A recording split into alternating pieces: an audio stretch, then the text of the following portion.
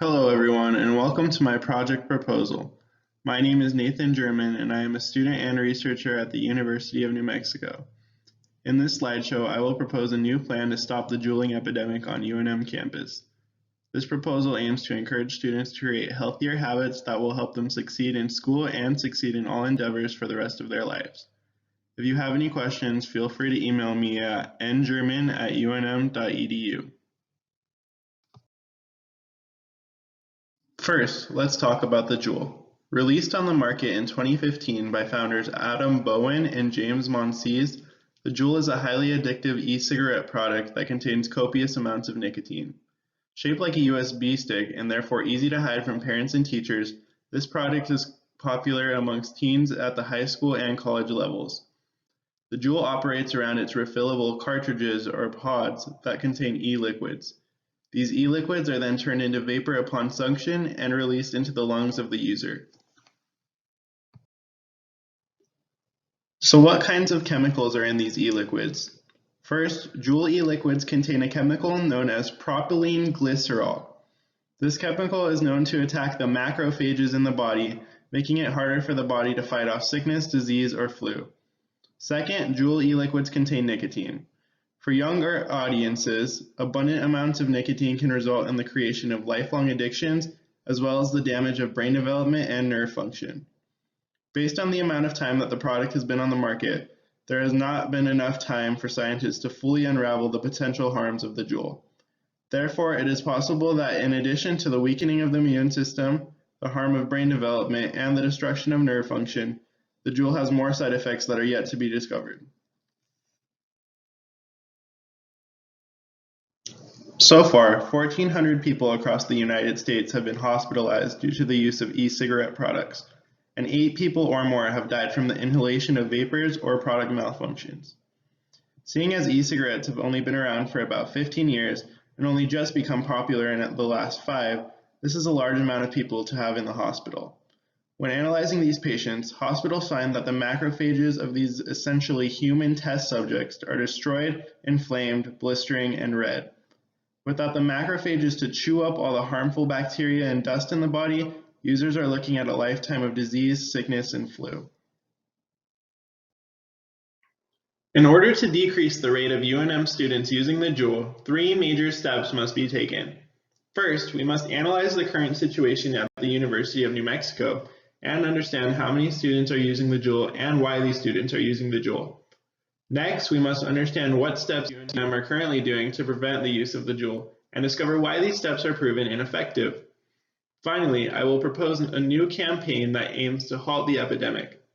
This campaign will be proposed to the UNM Health Sciences Center as well as the Office of the President in order to delineate the epidemic as an issue. First, I will discuss the current situation. At the University of New Mexico, way too many students are using the Juul.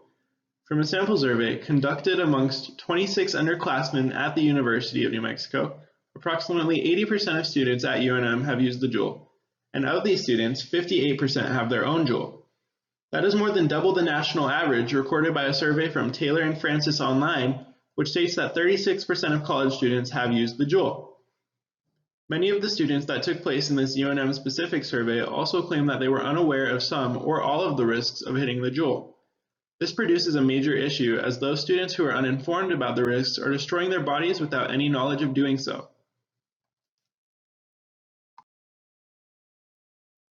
So why do college students feel the need to use the Juul? According to the same anonymous survey, UNM students use the Juul for a variety of different reasons. When being asked the question, why do you use the Juul? Students responded as follows. 20% of students in the survey didn't use the Juul at all, stating that they believed it was an unhealthy habit and they preferred to stay away from it altogether. 46% of students stated that they enjoy the buzz the nicotine gives them and agree that it makes them feel more loose at social events. 19% of students say that the Juul acts as a healthy alternative to other drugs, yet gives them the same feeling that they desire. 8% of students stated that they've only tried the Juul because their friends or peers were doing it and they felt odd for being the only person who didn't Juul. And finally, 8% of students say that they get headaches or feel dizzy without hitting the Juul at least a few times a day. From this data, we come to the conclusion that something must be done to give these students a healthier college lifestyle. UNM must implement some sort of rule that allows students to thrive and succeed without the distraction of a Juul. In the next slide, we will look at what UNM is currently doing to confront the issue. UNM has made several strides to decrease the e-cigarette and Juul use on campus. All across campus, UNM Health Services distribute and station anti-vape posters that call out the negative health impacts created by the Juul. In addition, students are put through an extended informative session at new student orientation each year that reminds and informs students just how dangerous these products can be. However, these steps have proven to be ineffective based on the continuous high rates of use from the student population. In order to generate a more robust student body, more drastic changes must be made. My two-step solution aspires to deplete the Juul-using population at UNM and construct a more vigorous campus.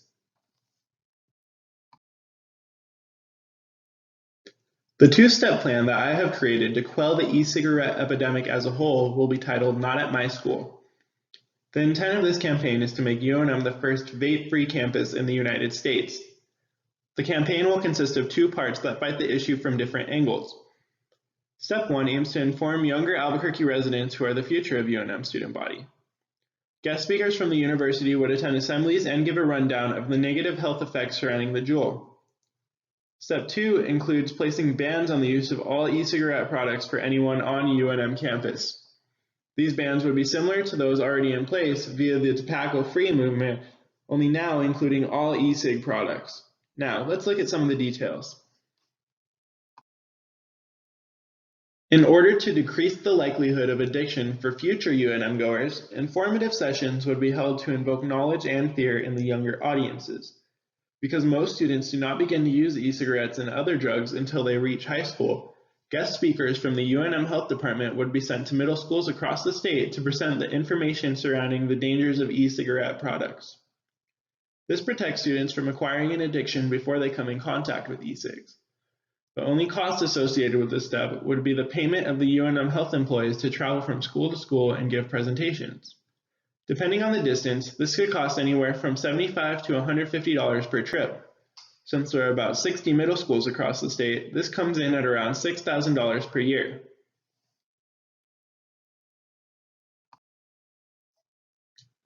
Step 2 would attempt to place bans on e-cigarette products on UNM campus. Similar to the tobacco-free campus movement of 2008, this vape-free campus movement would deny students the privilege of using e-cigarettes like the Juul while on campus. Students who are caught using the Juul on campus would be fined up to $100 and after several offenses could experience more severe punishments, such as suspension or expulsion. Implementing this part of the campaign would require training of staff members on the issue. By creating an online training course, the cost of this step would be minimized to around $1,000.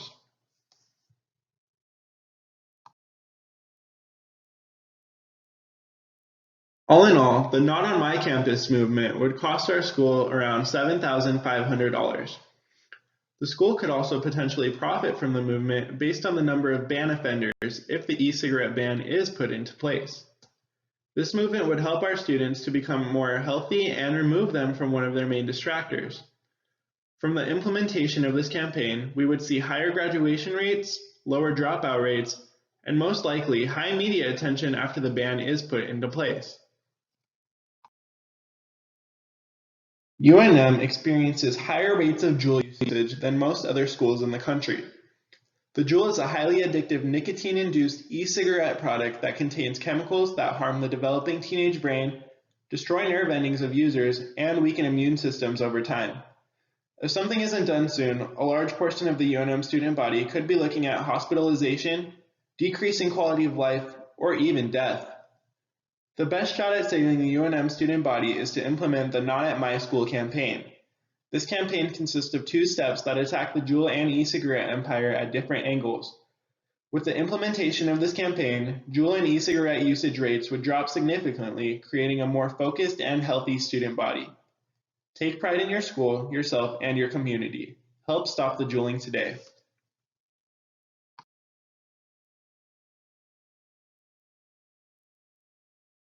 For more information, please visit sites.google.com/view/Nate's portfolio/product-2, or feel free to email me at ngerman@unm.edu with any further questions.